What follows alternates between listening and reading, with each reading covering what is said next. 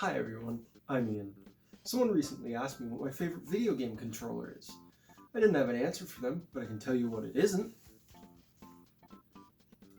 You may say this isn't a video game controller, but you're wrong. Sue me, and the verdict is... why am I here?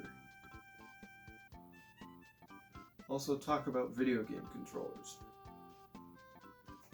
I can do that. Starting off, number 10 has to be the Apple Pippin. If you thought the N64's controller looked dumb, this one looks like a boomerang. All that can really be said, the Pippin barely sold and was quickly discontinued. At number 9 was actually two controllers that have the same flaw, the Nintendo Famicom and Sega Master System controllers. Why have the wires coming out of the top when you can instead have them come out of the side? You know, where your hand rests. Number 8 is the Magnavox Odyssey controller, which is a brick with two knobs.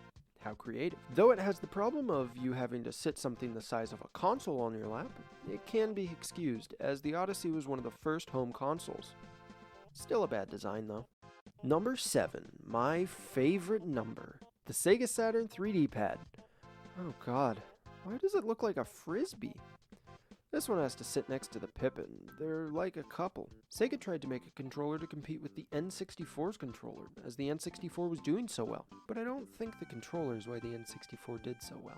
The number 6 spot goes to the Atari CX40 joystick for the Atari 2600. Atari decided that all you needed to play a game was a button and a stick, so that's all they gave you. Again, this one can be excused as it was pretty early into home consoles. The biggest problem is the controller is kind of hard to hold while playing. If it was big enough to sit in your lap, then it would be okay.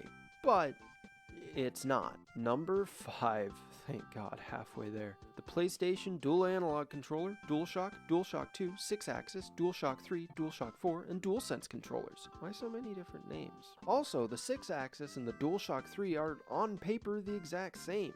In fact, on Wikipedia, they just use the same picture for each controller. The only real difference is the DualShock 3 has haptic feedback, whatever that means. I'm gonna piss off a lot of people by saying I don't really like PlayStation controllers. I don't like how both of my thumbs are down. Did the D-pad really need to be where your left thumb rests comfortably? I get it's how the PS1 controller was, but why not change it? Number 4, from Nintendo. Don't you f me, Nintendo. The Wii U gamepad. Damn it! Why did I put this high on the list? I hate the gamepad. It's like a Wii with a face. Everybody thought it was just an accessory for the Wii, and Nintendo always made you switch between looking at the gamepad and looking at the TV screen. It's just a terrible design. Number 3, the Dreamcast. Once again, why not have the cable come out of the top of the controller? Why put it on the bottom when you rest the controller on your body? It also has a spot to insert a VMU, which is like a Tamagotchi. But Sega, and the grips are pointy. It's like if you attach two dull knives to an Xbox One controller. It just hurts. Number 2. Thank God, almost there. The Wii Nunchuck. I'm just gonna make this into a noose right now. The cable is so short. What is this, a noose for ants? And it weighs nothing. It's supposed to have motion controls in it, but I, like many people, could never really get it to work. Finally, number 1. I hope it's something good like the Xbox 360 controller, and not something bad like the Steam Deck controller or the SNES mouse. I thought these were supposed to be good game controllers. Where's that court verdict?